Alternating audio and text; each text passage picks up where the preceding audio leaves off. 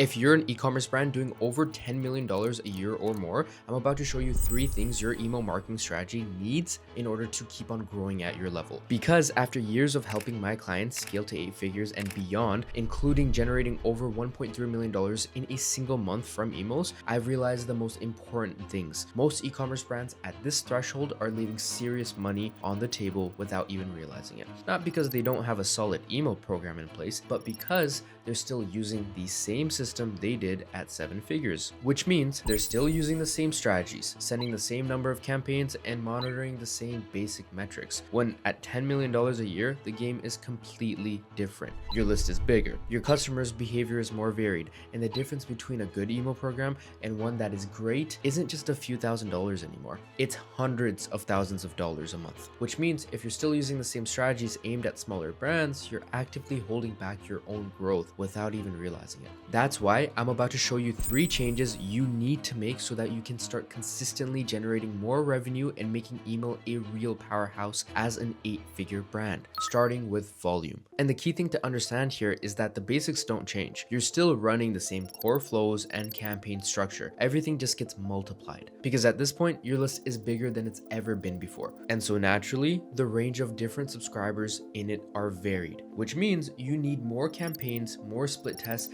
and more emails within each flow. And you might be asking why, because at this scale, you have the resources to build bigger infrastructure and actually handle that kind of volume. And by doing so, you get access to more data than ever before. So instead of sending 8 to 10 campaigns a month, trying to map out what works and what doesn't, you can now send upwards of 20 to 30 while testing different variations for each. Now, every extra email you send will give you a clearer picture of what's working and what isn't, which means you can double down on the most effective strategies much faster than you could before. But there's a catch, because with all this volume, you can't send everyone the same email. At this level of skill, you get sent straight to the spam box or miss out on conversions because you're sending the wrong message to the wrong audience. So instead, you need to split up your list based on everything from purchase recency to subscription status, all the way over to your engagement level. That way, once you start getting feedback on how each campaign or flow performs, you'll be able to map out winning approaches from the segments and work back towards that. Now, with that said, let me show you exactly what segments you need to include at every revenue level. Okay, awesome. So now, as you guys can see here, I put together around 14 main segments that we utilize. Some obviously we use more than others, and we'll get into that very closely here. You can see some have critical, some obviously don't. But the ones that are critical, when I say they're critical, they're very, very important, because especially at 8 figures, you want to make sure that these things that you're implementing within your account are new and actually being used on a day-to-day basis and not just reused from when you guys were at 7 figures. So first things first, being your hyperactive segment, which is your last 30 days engaged. So anyone that has opened or clicked at least 3 times in the last 30 days. The purpose to why I created this interactive view when it comes to actually showing the segments is just because naturally, I'm sure you guys have been inside Klaviyo accounts. Even if you haven't, this is a lot more interactive and it's able to show you exactly what you should be sending to and do not send to these types of people. So very clearly, this is a very critical one. Anyone that has opened or clicked at least 3 times in the last 30 days, these are the types of things you want to be sending to them. So every campaign, they want to hear from you. Early access, VIP, new product launches, high ticket upsell offers, brand storytelling is very important, because once again, these are your most active people. But definitely don't be sending any sort of win back messaging, because ultimately the main thing here is they're already interested in your brand. Don't send things that are discount heavy, because of course, once again, if they're already engaging with you, you're already doing a great job. You're not having to throw that fishing rod with a big fat bait on it, because naturally they're already interested. And then of course, re-engagement subject lines like "we miss you," you don't miss them. They've been looking and tuning into your stuff every single day. So that being said, that's probably the most important one. Then you have your active 30 to 60 day engage. I'm just gonna zip through these so that way you guys can basically either pause and read, or you can just obviously look at the ones that you care for. At risk, cooling off, last open 60 to 90 days, no opens or clicks in the last 60 days. So these are basically people that have once upon a time been pretty active, but they're not as active anymore. We usually see this happen a lot right when we come off of Q4. Everyone's happy for Black Friday, and then all of a sudden in January they're gone. And then lastly, you have your disengaged sunset. So for the most part, these 3 versions of these segments, you probably had something similar to it at 7 figures, but naturally now it's going to be a lot more dialed. Now we're asking them to have opened the email or clicked on an email at least 3 times in 30 days, not just once, right? Because once again, when you're dealing with hundreds of thousands of people, you're dealing with a lot more people that are more active than others. Next thing, your purchase-based segments, recent purchasers, 0 to 14 days, anyone that has placed an order in the last 14 days, not 30 days, not 60 days, not 90 days. Repeat buyers, so people that have placed an order 2 or more times, not just once. Once again, these are repeat purchasers. High AOV customers, so people that have spent over $150. Lapsed customers, so people that have purchased before, but they haven't done so in the last 90 to 180 days. And this is honestly a pretty slept on segment just because there's a lot of customers and hidden business within these people that have purchased once upon a time, but maybe they just forgot to resupply their current stack. So campaign exclusions, from your master list profiles to exclude from all promotional campaigns. So recent purchasers, disengage people, bounce people, unsubscribe, marked as spam. These are people that you do not want to be sending emails to, and naturally you should probably be cleaning them out and suppressing them as time goes on. Purchasers pending reviews, so people that have placed an order within 14 to 21 days. Their product should have arrived, and you kind of don't want to be shoving things down their throat unless it's something to do with education, UGC collection, reviews, different things like that. And then lastly, subscription active if applicable. If your customers are already actively on subscription, you do not need to be asking them to purchase your product again because they're already actively on subscription. What you should instead be sending them is reminders on them to actually take their product, consume their product. If it's a supplement, usage reminders, different things like that. But of course, no reason offering them discounted emails, buy nows. I see it all the time. Brands that are doing even millions of dollars per month, they're still sending emails out and blasting to every single person on their list for no reason, when it's just simply not the right situation. Now, if you want to start using the same strategies that are specifically built for your revenue level without learning how to make all these changes yourself, book a call below. I will give you a free audit personally myself, so long as you're doing over $100,000 a month, and I will show you exactly where things are going right and where things are going wrong. We've helped generate over $1.3 million in a single month using the steps that we're covering in today's video, while also handling their entire email marketing system, from setting up their automated flows,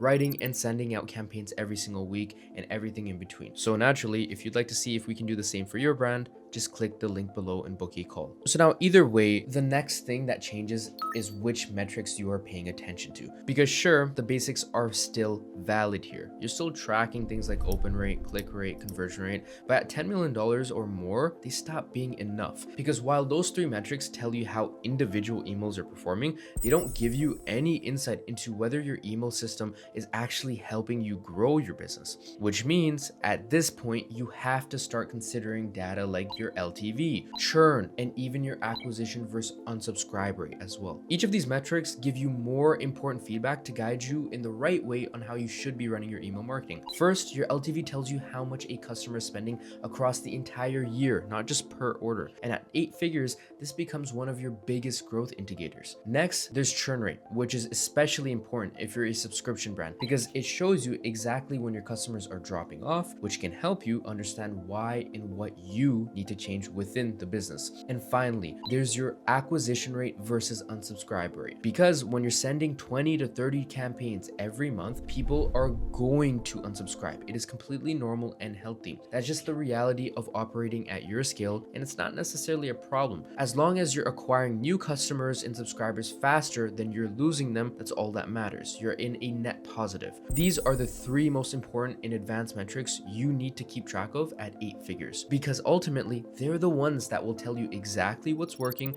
and what you need to be cutting back on, and what you also need to fix. Now, let me show you exactly where to find each of these metrics within Klaviyo and what you need to look out for. So here's another quick playbook we put together. It goes over LTV, churn, acquisition versus unsubscribe rate, and engagement rate, the same things that we spoke about earlier in the video. So naturally, your LTV reporting within Klaviyo, it's not going to look as pretty as this. This is something that we just of course put together, but this, in a perfect situation, this is what should be looking like.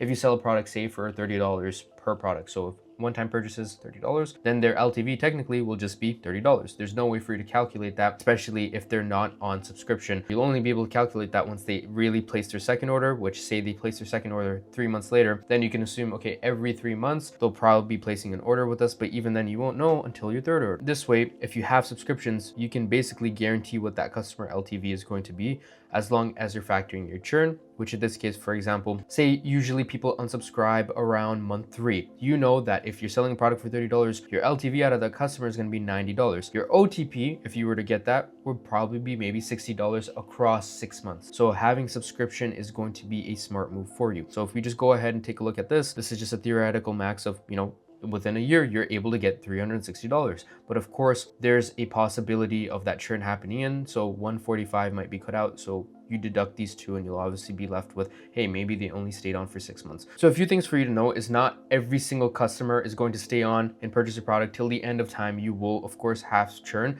But the most important thing is you want to make sure that you are always acquiring more customers than losing. Your churn is always not in the positive, meaning there's not more people leaving than joining your list. There's been some times where we've seen really strong and bad months, and what you'll end up noticing is it's because what happens is they might have acquired a bunch of customers 2 months ago, and now month 3 is usually when they all churn out, and that's when you really see red months. So naturally, this is a really great way to look at LTV. Same thing goes with churn analysis rate. So for example, right here, 3 to 5% is sustainable, 5 to 7 causes investigation, 7 to 10 is huge, and 10+% really result in some pretty hefty things. Mind you, this is a very simple and safe way. I've seen brands upwards of 30%, 40% churn because they're running very aggressive offers, and even beyond that, they're also capitalizing on the fact that they're going to acquire these customers in a short amount of time and then just sort of hope that they're going to stay, which doesn't really work out. So when churn spikes, this is what you need to be checking for and what you need to adjust based on certain trends. Right here's a really good example for a supplement brand. Say right around January, February, March, it's really good. Customers want to lose weight. They want to make sure they're actively taking their supplements, staying on top of it. But then right when summer comes around and they haven't got their results or they haven't stayed consistent with the results, that's when churn goes through the roof, because guess what? They're trying to wish for that summer bod, and that summer bod is not here. This is very simple standard stuff. You always want to make sure you're in the green when you're acquiring new customers, as well as when you're losing customers. That's very, very important. So I know last bit I spoke about over here was churn regarding subs, but this is just as important when it comes to acquiring new customers as well too, just to be signed up to your list. So even in terms of here, you want to make sure that you're always in positive. If in the month of January you sent out 20 emails and you had over 60,000 people unsubscribe, so on average per email you had over 3,000 unsubscribes, it does not matter as long as you went ahead and you had over 200,000, 300,000 new customers subscribe onto your list. So once again, as long as you're in positive, in my eyes, it's a green flag. But of course, even if it's sort of break even, you're kind of missing the point. You want to always make sure that you're in a very clear green. If you're not, it's probably because you don't have a good opt-in form. So look to fix that. Here's what we say about healthy rates, and when the ratio breaks down, what you should probably be looking out for. And then lastly, we have the active engagement reports. So this is once again a really pretty version. If you go into Klaviyo, you can just go ahead, click on any segment and run engagement report, and it's going to give you a very simple breakdown. But this is exactly what it looks like. It'll show you your hyperactive people, you're highly engaged, you're somewhat active, you're at risk, and then your inactive people. So even within a super high intense list where you have, say, people that have opened 5 times in the last 30 days, I know the previous segment that we spoke about was only 3 times, but say 5 times, you still have the quote unquote inactive people out of that group. It's not really inactive, but it's the least active people out of that group. Maybe they opened those 3 emails and they're just about to expire. Out of those 3, they haven't opened a single email in maybe 27 days. Those are going to be the people that come to the very end of this. But those hyperactive people, those are people that have been opening the back-to-back emails in a row. So it's very important to note that even within your active engaged segments, there are somewhat unactive people. Now, that brings us to the last shift, which most brands at this level don't even realize they need until it's already costing them. And that's avoiding creative fatigue. Because here's the thing, at 7 figures, you can get away at recycling the same product images or lifestyle shots every few weeks or months. Since you're only sending a limited number of campaigns to a relatively small list, most people wouldn't have been exposed to them enough times to start tuning them out. But once you start scaling at 20 to 30 campaigns per month, there's hundreds of thousands of people on your list. Everything changes. You're putting the same creatives in front of the same eyes more often than before. And what happens when people see the same designs repeated? They stop engaging. Not because your offer is wrong or your copy is bad, but because they've gotten bored with the same repetition. And the only way to avoid this is to constantly rotate fresh designs, new formats, and unique creative directions into your campaigns every single month. Because if you're not keeping people interested and engaged, your performance will eventually slow down and decay, even if every other part of your business is dialed in. And if you're wondering just how much variation you really need, let me show you exactly what a solid collection of creatives and ideas look like at 8 figures. So now moving into the last part where we basically go over that creative diversity that every single brand needs. For example, Grun's right here, multi 9-figure brand. If you take a look, they're not reusing the exact same image inside their hero image, aside from maybe 1 or 2 when they do launches. But for the overwhelming majority, since this brand understands that, hey, we have a very simple product, it looks great, the branding's clean, we have the ability to control the outside variables. And what I mean about the uncontrolled variables is the outside things like the lifestyle images, the outside product shots, the inside product shots, the different positions where you have the bag open, unopened, closed, etc. So as you can see, even at a massive scale of 9 figures, 8 figures, these guys understand that you can't just rinse and repeat the same images over and over again. Same thing goes over here, right? When you're creating a timeline of different types of emails, so you have a variety between product images, lifestyle images, plain text, obviously no images, and then heavy graphic designs. These are the different types of format distributions that you want to have within your emails. But the main key thing is when you do send them out, for example, the morning ritual that changed everything shouldn't have the same images that is inside the same email as, say, your body secret language. These are 2 entirely different concepts. We shouldn't be showing the exact same images. And just like how inside your back in stock emails, you shouldn't necessarily be using the exact same emails that are inside your wellness in 2026 emails, right? So to give you a best idea, you should never, ever be over using the same content. And just like Grun's right here, as a great example, they don't overuse the same images. They go ahead, they utilize and understand, hey, this format is doing great, but we can't go ahead and reuse the same product images. And that's exactly how email marketing changes at a $10 million a year mark. But understanding these 3 shifts is just a start, because there's a lot more that goes into growing your revenue with email marketing once you reach that threshold. So if you want to see everything we did for a real 8-figure brand on top of the strategies we just covered to generate $1.3 million in email revenue from a single month, watch this next video. I'll see you there.